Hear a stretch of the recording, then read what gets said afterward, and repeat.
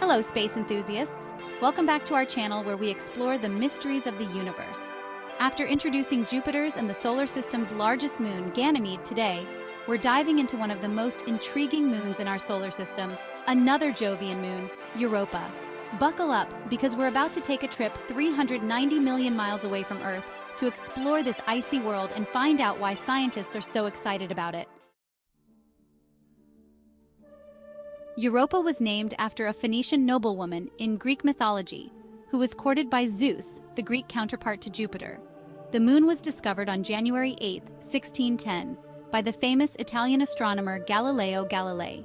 This discovery was a big deal. It was one of the first times we realized that other planets had moons of their own. Europa, along with the three other large moons of Jupiter, Io, Ganymede, and Callisto, are now collectively known as the Galilean moons in his honor.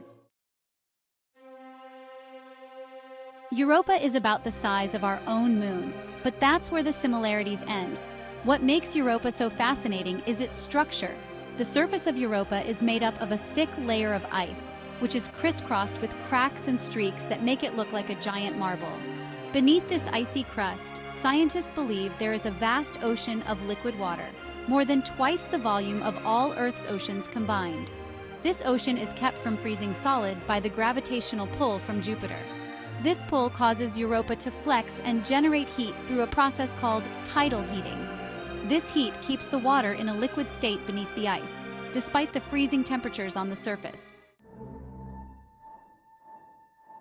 Europa's atmosphere is extremely thin and primarily composed of oxygen.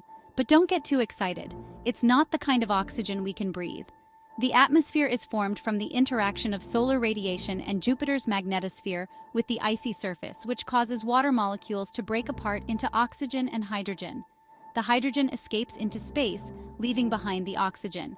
Because the atmosphere is so thin, it doesn't provide any protection from radiation. Europa is bombarded by intense radiation from Jupiter's magnetic field, which makes the surface a very inhospitable place for life as we know it. Now, let's get to the part everyone's curious about, the possibility of life on Europa. With all that water beneath its icy crust, Europa is one of the top places in our solar system where scientists think life might exist. The ocean is likely salty, and combined with the heat from tidal forces, it could provide a stable environment where life could thrive. Scientists speculate that life on Europa, if it exists, would be in the form of simple microbial organisms, similar to those found in extreme environments on Earth, like deep-sea hydrothermal vents.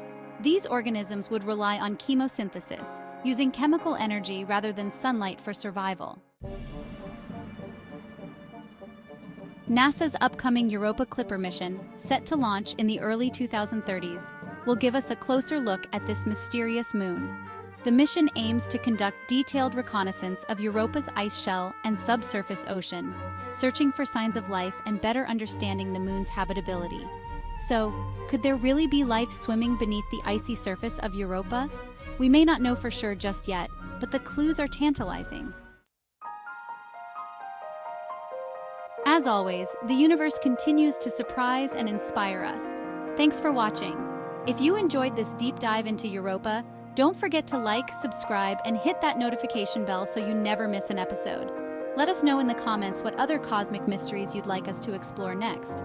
Until then, keep looking up at the stars.